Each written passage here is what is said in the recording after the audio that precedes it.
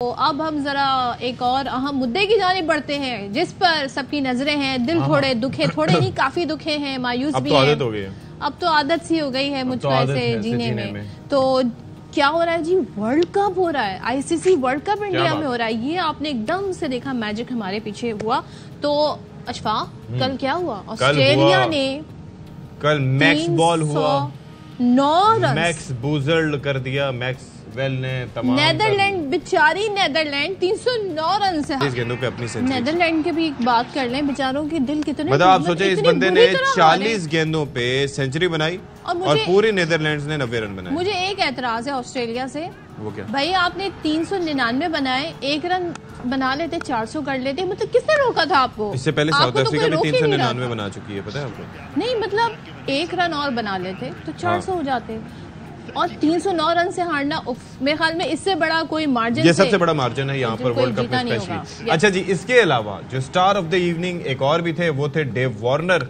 और David Warner की एक तो पाकिस्तान के खिलाफ जो उन्होंने कैच छूटने के बाद तबाही मचाई थी, दूसरी तबाही आज मचाई और 6 सेंचुरीज कर चुके हैं अब तक वो क्रिकेट वर्ल्ड कप में। ओवरऑल अब तक जो उन्होंने खेले आपको जरा दिखाते हैं जी। तो उसके बाद आप ये देखें कि ये overall everybody played well and they scored like 399। उसके बाद जब नेदरलैंड्स की बैटिंग आई तो फिर उसको चेस करने की कोशिश ही नहीं की गई।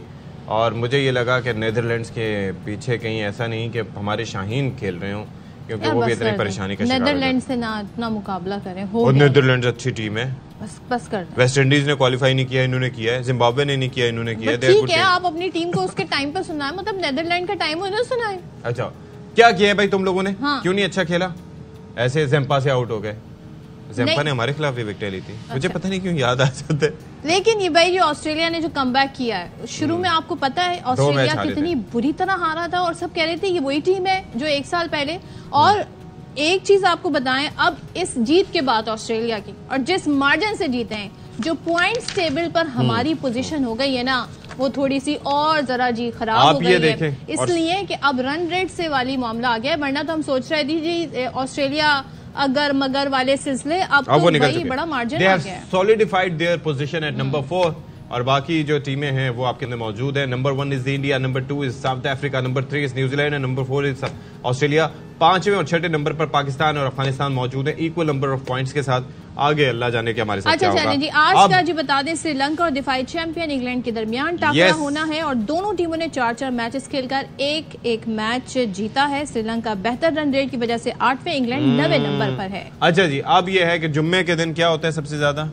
क्या होता है जुम्मे के दिन? बेसिकली ये जो बातें कर रहे हैं, तो नहीं कहना चाह रहे। जुम्मे के दिन जो है जो वादे होते हैं उसकी मैं बात नहीं कर रहा, लेकिन फैसले बहुत आया करते थे और अब फैसलों के साथ साथ अब आप ये देखिए कि मैचेस बड़े हो रहे हैं और हमारे लिए इंशाअल्लाह मुबारक दिन साबित होगा क्रिकेट के मैदानों में भी।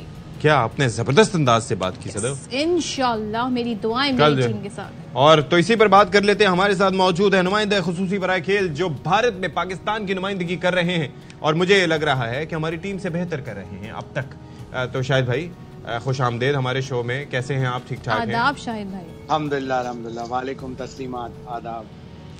तो भैया बताइए कि इस वक्त हमें वो कहते हैं कि अब तो वो एक बड़ी मशहूर कहावत थी, अभी कुछ अर्सा पहले सुना करते थे कि आपने घबराना नहीं है। अब तो हमने घबराना छोड़ दिया है, तो आपके क्या तासुरात हैं? बिल्कुल ऐसा ही है, अगर घबरा कर खेले तो कुछ भी नहीं कर सकते। इसलिए कि सामने साउथ अफ्रीका की टीम है जो जबरदस्त क्रिकेट खेल रही है। उनके पास नए कोच आए, रॉब वॉल्टर्स, उन्होंने पूरी उनकी टेक्निक, उनकी सारी स्ट्रेटेजी, उनकी प्लानिंग सब कुछ चेंज करके रख दी। उन्होंने कहा मार धार वाली क्रिकेट खेलो, बॉलिंग करो तो एग्रेसिव, बैटिंग करो तो एग्रेसिव, फील्डिंग करो तो एग्रेसिव। वो अपने जो 4 मैच जीते हैं 103 रन से, 134 रन से, 229 रन से और 149 रन से, ये फिगर ही डरा देने वाले। लेकिन जाएं, आपके पास अब कोई गलती की गुंजाइश नहीं है। आपकी पुष्ट दीवार से लगी है और पाकिस्तान की टीम ज्यादातर पुष्ट दीवार से लगी हो तभी अच्छा करती है। अब अच्छा नहीं किया तो कभी भी नहीं किया। अब्दुल्ला शफीक कल मीडिया टॉक करने आए थे, उन्होंने कहा हमने अभी तक बेस्ट क्रिकेट नहीं खेली, लेकिन अब खेल के दिखाएंगे। तो अल्लाह करे कि अब बेस्ट क्रिकेट इसी वर्ल्ड कप में आखिरी 4 मैच। लेकिन मुझे एक बात बताएं, हर मैच के बाद वैसे ये कहा तो जाता है कि हम अपनी गलतियों से सीख रहे हैं, we are learning from them, लेकिन आप ओवरऑल बहुत सी स्पेकुलेशन होती है ड्रेसिंग रूम के माहौल के हवाले से, वैसे फैसला साजी के हवाले से, फिर जिस तरीके से आपको पता है वो वैसे तो वो एक छोटी सी बात थी, लेकिन रिजवान ने जिस तरह से वो रिव्यू लिया था एक मैच में, उसके ऊपर भी खासा हुआ कि ये फैसला साजी बड़ा मैटर करती है, specially when you are the wicket keeper, क्योंकि आपका एंगल ही डिफरेंट होता है कि बाबर रिव्यू नहीं लेना चाह रहे थे लेकिन आपने रिक्वेस्ट करके ज़बरदस्ती करके लिया। तो इसके ऊपर भी काफ़ी बातें हो रही। ओवरऑल माहौल कैसा है इस वक्त? देखिए, कल बड़ी लंबी चौड़ी टीम मीटिंग हुई है और टीम मैनेजमेंट ने, खुसूसन मिकी आर्थर ने ये बताया टीम को कि आप लोग इससे बेहतर टीम है जो आपने रिजल्ट दिए हैं, अपनी स्किल पे खेलो, अपनी बेस्ट क्रिकेट खेलो, और अगर नहीं खेलोगे तो फिर आपको सारी जितनी भी आफ्टर मैच में जो क्रिटिसिज्म होती है, जो सैकिंग होती है, जो टीम से ड्रॉप होते हैं, वो आप लोगों को फेस करना पड़ेगा। अपने 4 मैचों में पूरी कोशिश करें। ट्रेनिंग भी बहुत अच्छी हो रही है। दरअसल पाकिस्तानी खिलाड़ी ट्रेनिंग में बहुत अच्छे नजर आते हैं, बॉलिंग बहुत अच्छी करते हैं, लेकिन मैच में मिकी आर्थर ने इन पर्सन ये बात बताई, वरना इससे पहले तो वो जूम मीटिंग किया करते थे और मतलब टीम को टिप्स देने के लिए जी अब वो मौजूद थे, एटलीस्ट चले इतना तो उन्होंने जहमत कर ली। ट्रेनिंग की आप बात कर रहे हैं तो जरा ट्रेनिंग का ये बताएं। दूसरे कुछ सहाफी हैं इंडिया के, वो ये फरमा रहे हैं, एंड आई गेट इट, मतलब इसमें कोई फैक्चुअली कोई ऐसे बात नहीं है जिसको बड़ा वजन दिया जाए। वो ये फरमा रहे हैं, देखिए जी IPL नहीं खेलते ना पाकिस्तानी खिलाड़ी, तो उन्हें हमारी कंडीशंस का ही नहीं पता। ऐसी क्या डिफरेंट कंडीशंस हैं? ऐसा कुछ नहीं है, ऐसा कुछ नहीं है। टीम अच्छा नहीं खेली। IPL ना खेलकर अगर पाकिस्तान एक T20 वर्ल्ड कप का सेमीफाइनल, एक T20 वर्ल्ड कप का फाइनल खेल रहा है, तो ऐसी IPL हमें नहीं चाहिए। सही बात है। अच्छा, अब जरा ये बताइए कि ओवरऑल अब तैयारियां क्या हैं, और कुछ अबरार की शमूलियत के हवाले से पता नहीं सोशल मीडिया पे काफ़ी स्पेकुलेशंस हो रही हैं, आपने कुछ ऐसी सुनी कि किस तरह से उसको मुमकिन बनाया जा सकता है? ऐसी कोई बात नहीं है। अगर तो होती तो ये 2 दिन पहले हो जाती कि एक प्लेयर को ये कह देते कि जी इंजरी हो गई या कोई इतनी तबीयत खराब हो गई कि वो आगे टूर्नामेंट में हिस्सा नहीं ले सकता, और फिर टेक्निकल कमेटी से आपको परमिशन लेनी पड़ेगी, उसके लिए 1 दिन चाहिए होता है। अब तो 1 दिन 24 घंटे भी नहीं रहे मैच शुरू होने में, तो ये पहले हो जाता तो बेहतर था, लेकिन अब नहीं। अब टूर्नामेंट से पहले आपने 2 प्लेयरों के बारे में कहा कि इनके पास एक्स फैक्टर है, एक जमान खान, एक अबरार अहमद। अगर आपको टूर्नामेंट से पहले ये फैसले कर लेते तो वाकई वो अननोन प्लेयर थे मुख्तलिफ टीमों के लिए। ठीक है, उनके पास एक्सपीरियंस नहीं था, लेकिन हमारे सिस्टम में ऐसी चीज नहीं है कि अगर हमें उनको खिलाना ही था तो हम उनको 5-8 वनडे वर्ल्ड कप से पहले खिला लेते, एशिया कप में खिला लेते, हॉलैंड में खिला लेते, कहीं भी खिला लेते, A टीम के साथ भेज के उनको मैच्योर कर लेते। लेकिन आपने उनको मैच्योर करने की कभी जरूरत, कभी बेंच स्ट्रेंथ बनाने की जरूरत ही महसूस नहीं की। और शायद साहब जो खबरें आ रही हैं, ज़ाहिर सोशल मीडिया पे हर तरह की न्यूज आती हैं, कुछ सहाफ़ी ये दावा करते हैं जी हमें अंदर की खबरें पता है कि अब ये कहा जा रहा है जी हम 1 यूनिट हैं, हम में कोई ग्रुप बंदी नहीं है, तो अब हम मिलकर खेलेंगे। तो इस तरह की भी सिचुएशन रही, और क्या यही बुनियादी वजह बन रही है जो इस वक्त परफॉर्मेंस सामने आ रही है? देखें, इस टीम में इतने बड़े स्टार नहीं है। एक जमाना था कि जब वसीम अकरम, वक़ार यूनुस, शोएब अख्तर, सईद अनवर, इंज़माम उल हक सब एक ही टीम में खेलते थे, सारे सुपर स्टार्स थे। उनमें तो आप कशमकश या उनमें तो आप चपकलिश या उनमें तो आप कोई खिंचाव तनाव महसूस करते थे, लेकिन ये सारे यंगस्टर हैं, इनमें कोई ऐसा सुपरस्टार नहीं है। शाहीन है सुपरस्टार, या रिजवान थोड़ा बहुत है, बाबर आजम